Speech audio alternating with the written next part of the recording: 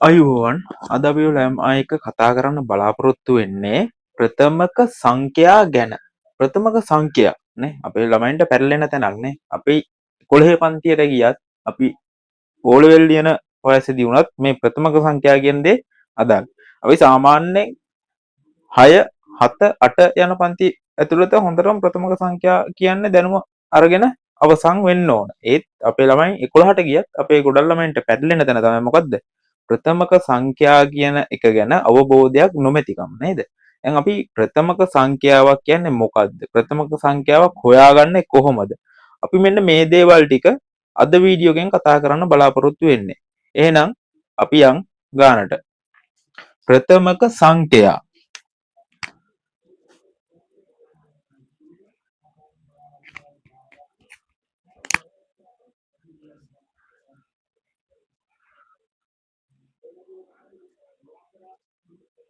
ප්‍රථමක සංඛ්‍යා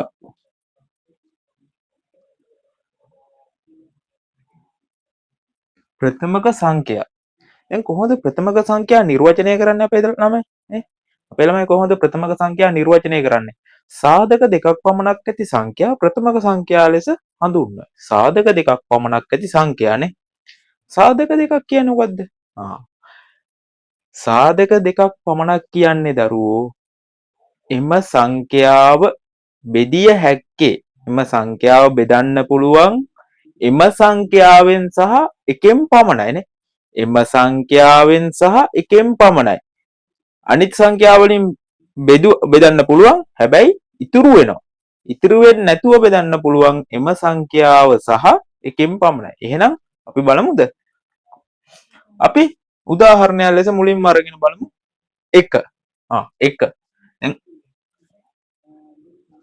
1 1 බෙදන්න පුළුවන් එකෙන් නේ 1 බෙදන්න පුළුවන් එකෙන් එකෙන් බෙදුවා කීයද එකට එක ඒවා එකයි එකට එකේ ඒවා එකයි එතකොට එක කියන්නේ ප්‍රථමකයක්ද සාධක දෙකක් තියෙන්න ඕන නේද දැන් මේකේ සාධක දෙකක් තියේද සාධක දෙකක් තියේද සාධක දෙකක් නැහැ එක සාධකයයිනේ එක බෙදන්න පුළුවන් එක කියන සංඛ්‍යාව බෙදන්න පුළුවන් එකෙන් විතරයි එහෙනම් අපිට ඊළඟ හම්බෙන සංඛ්‍යාව කීයද 2 2 ඊට පස්සේ යනවා අපි 2ට 2 දෙක බෙදන්න පුළුවන් දෙකෙන් බෙදන්න පුළුවන් දෙකට දෙකේ ඒවා එකයි එහෙනම් දෙක බෙදන්න පුළුවන් අය කියන්ද දෙක බෙදන්න පුළුවන්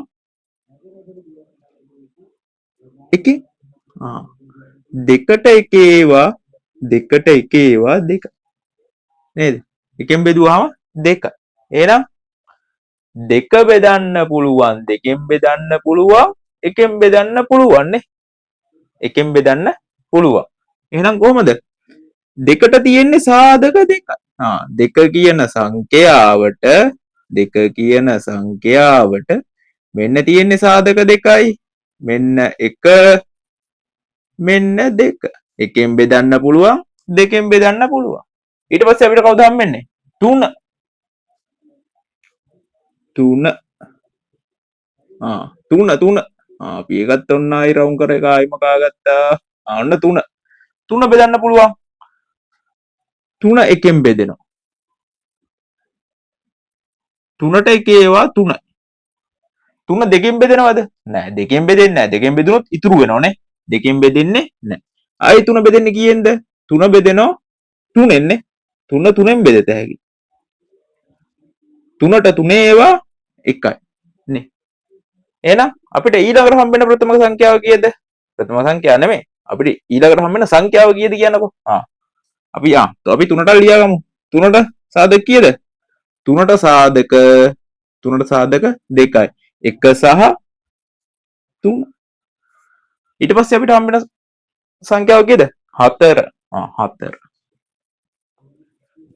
4 බෙදන්න පුළුවන් එකෙන් බෙදන්න පුළුවන් එකෙන් බෙදුවා 4ට එක ඒවා 4ට එක ඒවා 4 ඊට පස්සේ 4 බෙදෙනවා කීයෙන්ද 4 දෙකෙනුත් බෙදෙනවා 4ට දෙක ඒවා 2යි ඊට පස්සේ 4 3ෙන් බෙදෙන්නේ 4 4ෙන් බෙදෙනවනේ. 4 බෙදීම 4 4ට 4 ඒවා 1යි. එහෙනම් 4 කියන එකට සාධක කීයක් තියෙයිද? 1 ඉන්නවා. ඊට පස්සේ 2 ඉන්නවා. ඊට පස්සේ 4 ඉන්නවා. නේ 1 ඉන්නවා 2 ඉන්නවා 4 ඉන්නවා. එහෙනම් යාට සාධක 3යි. එහෙනම් සාධක දෙකක් පමණක් දෙක තියෙන්නේ. නෑ. සාධක 3ක් තියෙනවා. සාධක 3ක් තියෙනවා. ඊට පස්සේ අපිට හම්බෙන්නේ කවුද?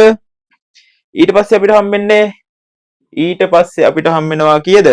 5 නේ 5.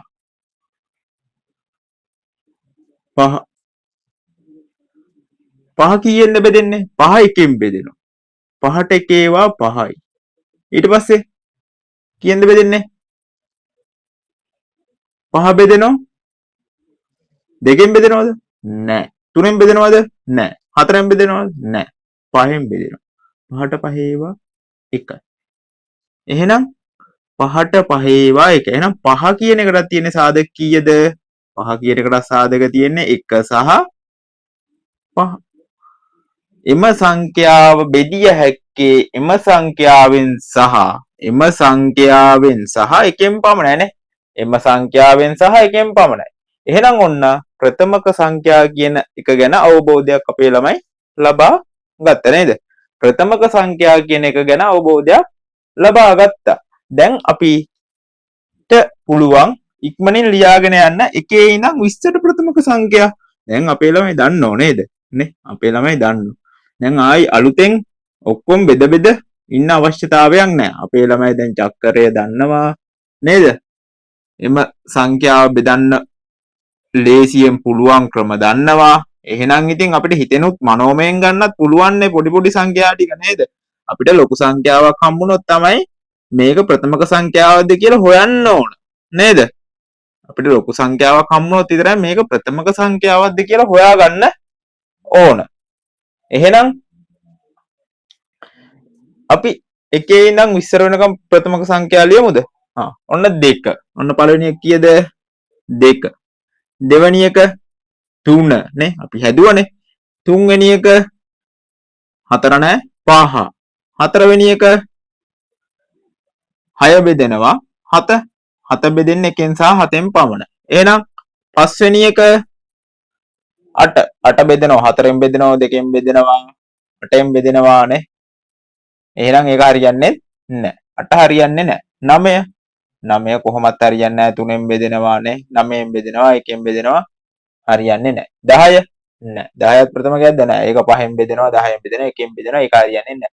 11 11 බෙදන්නේ 1න් සහ කීයෙන්ද? 1න් සහ 11න් පමණයි. 12 12 හරියනවද? නෑ 12 6න් බෙදෙනවා 4න් බෙදෙනවා 3න් බෙදෙනවා නේ 2න් බෙදෙනවා. ඒකට ගොඩක් සාධක තියෙනවා. ඒක හරියන්නේ නැහැ. එහෙනම් ඊළඟට කවුද? 11 ගාවට 13 නේ 13 බෙදෙන්නේ 1න් සහ 13න් පමණයි. 7 දැන් 13න් පස්සේ අපිට හම්බ වෙනවා 14. 14 හරියනවද? නෑ 7න් බෙදෙනවා 14න් බෙදෙනවා 2න් බෙදෙනවා ඒක හරියන්නේ නැහැ. 15 5න් බෙදෙනවා 3න් බෙදෙනවා ඒක හරියන්නේ නැහැ. 16 ඒ හරියන්නේ නැහැ. 4න් බෙදෙනවා නේ 4න් බෙදෙනවා 16න් බෙදෙනවා 1න් බෙදෙනවා 2න් බෙදෙනවා ඒක හරියන්නේ නැහැ. ඊට පස්සේ 17 17 බෙදෙන්නේ 1න් සහ 17න් පමණයි. වෙන සංඛ්‍යාවක් තියෙද? නෑ. ඊට පස්සේ 17න් පස්සේ 18 හරියන්නේ නැහැ. 9න් බෙදෙනවනේ. 9න් බෙදෙනවා 18න් බෙදෙනවා 1න් බෙදෙනවා 3න් බෙදෙනවා ඒක හරියන්නේ නැහැ. එහෙනම් 19 19 බෙදෙන්නේ 1න් සහ 19න් පමණයි. එහෙනම් අපේ ළමයින්ට කිව්වොත් 1ත් 20ත් අතර ප්‍රථමක සංඛ්‍යා ලියන්න කිව්වොත් එහෙනම් 1ත් 20ත් අතර ප්‍රථමක සංඛ්‍යා කීයද? 2 3 5 7 11 13 17 19. දැන් අපේ ළමයි ප්‍රථමක සංඛ්‍යා කියන්නේ මොකක්ද කියලා નિયમિત අවබෝධයක් ලබා ගත්තා නේද? નિયમિત අවබෝධයක් ලබා ගත්තා. සාධක දෙකක් කියන්නේ මොකද්ද? එම සංඛ්‍යාව බෙදන්න පුළුවන් එම සංඛ්‍යාවෙන් සහ එකෙන් විතරයි නේද? දැන් අවබෝධය තියෙනව නේද? එහෙනම් ඕනම සංඛ්‍යාවක් දුන්නොත් අපිට බලා ගන්න පුළුවන් මේක ප්‍රථමක සංඛ්‍යාවද කියලා. එම සංඛ්‍යාව බෙදෙන්නේ එකෙන් සහ එම සංඛ්‍යාවෙන් පමණයි. එහෙනම් අන්න ඒවට තමයි අපි කියන්නේ ප්‍රථමක සංඛ්‍යා කියලා. එහෙනම් මෙන්න මේ වගේ ගණන් වලට අවශ්‍ය පොඩි දැනුමනේ අපි මේ එකතු කරගෙන ගියොත් තමයි අපිට ඉස්සරහ දින පාඩම් කවර් කරගන්න පුළුවන් නේ. ඒකෙන් හින්දා මේ වගේ පොඩි දේවල් හොඳට ඉගෙන ගන්න ඕන. එහෙනම් අපි ඊළඟ වීඩියෝ එකෙන් ඔයාලා හම්බෙන්න බලාපොරොත්තු වෙමු. අද නවතිනවා. අයුබෝවන්.